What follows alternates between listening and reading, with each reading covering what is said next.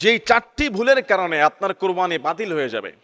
আপনি হাজার হাজার টাকা দিয়ে পশু ক্রয় করলেন, কিন্তু আপনি 4টা ভুলের একটা ভুল যদি আপনার মধ্যে থাকে তাহলে আপনার কোরবানি বাতিল হয়ে যাবে। 1 নম্বরে নিয়াত। কোরবানি কবুল হওয়ার জন্য যেমন 4টা শর্ত, ঠিক এই 4টা জায়গায় মানুষ ভুল করে। নিয়তের মধ্যে গাফলতি। কি গাফলতি?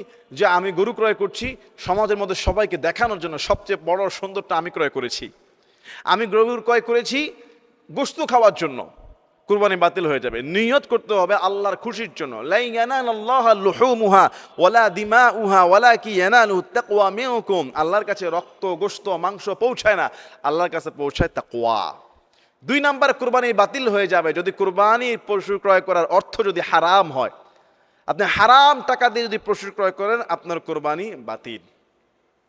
3 নম্বরে, যদি কেউ শরীকে কোরবানি করতে গিয়ে কোনো বেনামাজি, সুদখোর, বেনামাজির সঙ্গে দিলেও হবে, কিন্তু হারাম সম্পদ কামাইকারী, সুদখোর, ঘুষখোর, মানুষের সম্পদ জবরদখলকারী এমন ব্যক্তির ইনকামের সঙ্গে যদি আপনি শরীকে কোরবানি দেন, আপনার কোরবানি বাতিল।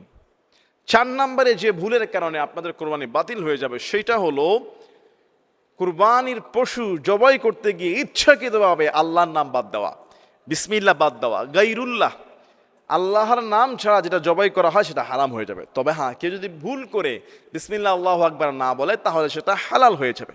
কুরবানির চামড়া ও ভুঁড়ি খাওয়া যাবে কি? অনেকে বলে কুরবানির পশুর ভুঁড়ি খাওয়া যাবে না। যে আসলে গুরুত্বপূর্ণ একটা প্রশ্ন। আমরা ছোটকাল থেকে কুরবানির ভুঁড়ি খাওয়াতে অভ্যস্ত, শুধু খাই না, ভুঁড়িটা খুব মজাও হয়। কিন্তু অনেকে বলছে যে ভুঁড়ি খাওয়া যাবে না, ভুঁড়িকে ওনারা হালাল মনে করছেন না।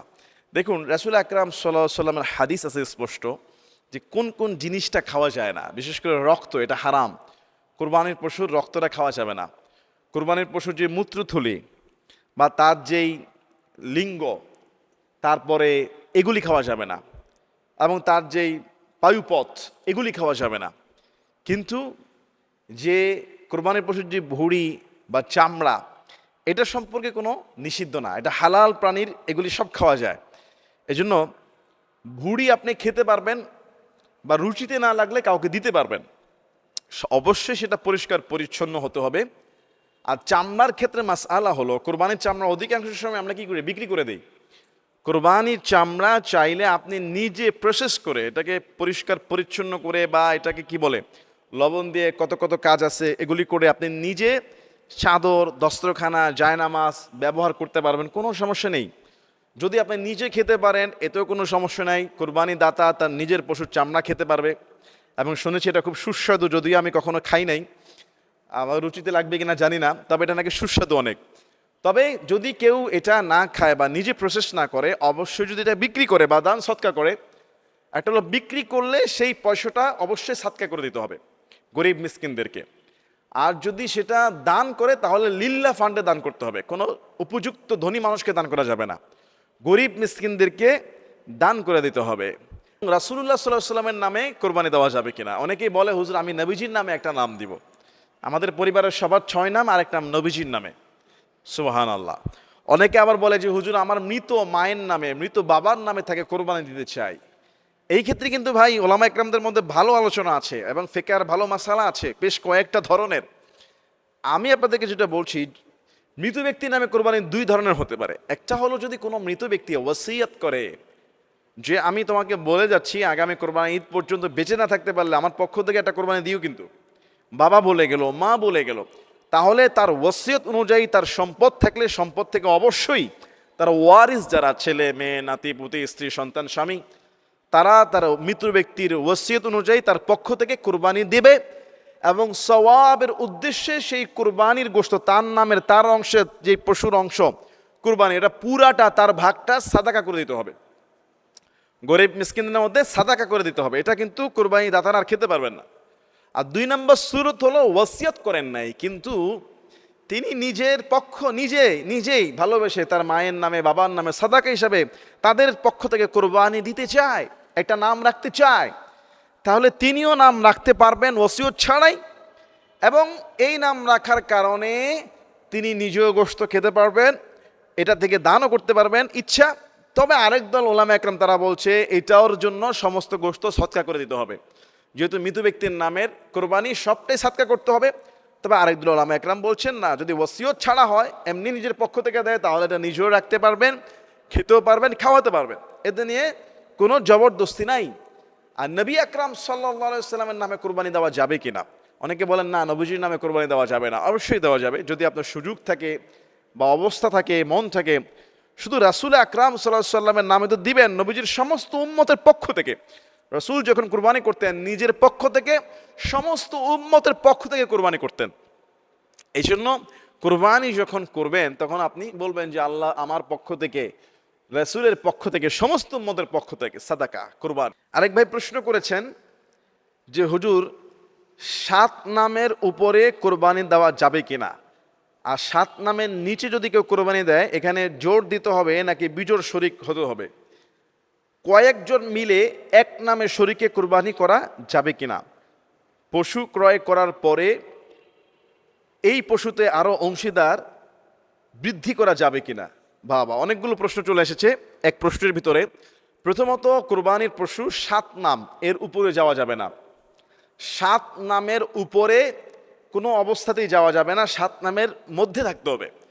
অনেকের ভিতরে খটকা লাগে যে 4 নাম এটা তো জোড় হয়ে যায়, 7 নাম তো 7 শব্দটা বিজোড়, 2 জোড় হয়ে যায়, 6 জোড় হয়ে যায়। না, জোড় হোক বিজোড় হোক আপনি কোরবানি করতে পারবেন, কোনো সমস্যা নাই, 7 নামের ভিতরে হলেই হয়েছে।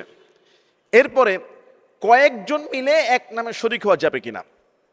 মনে করেন একই এলাকার গরিব, এক একটা অংশীদারের ভাগে পড়েছে 20 করে বা 30 করে, তো 3 জন মিলে একত্রিত হয়েছে যে আমরা 10-10 করে 30 করে 3 জনে মিলে এক নাম দিয়ে দেই, তাইলে কিন্তু সেই ক্ষেত্রে কিন্তু কোরবানি হবে না। একজনের একই অংশ কয়েকজন মিলে এক অংশ হবে না। হ্যাঁ, এখানে একটা কাজ করা যেতে পারে যে 3 জন মিলে একটা শরিকের যদি অংশ নেয় গরিব হওয়ার কারণে, তাদের উপর কোরবানি বাধ্যবাধকতা নেই, তারপরও কোরবানি দিচ্ছে, তাহলে সেই ক্ষেত্রে 3 জনের পক্ষ থেকে আলোচনা সাপেক্ষে একজনের পক্ষ থেকে কোরবানি হবে, বাকি তারা সেই গোশতটা 3 ভাগে তারা 3 জন বন্টন করে নিতে পারে, এতে কোনো সমস্যা নেই।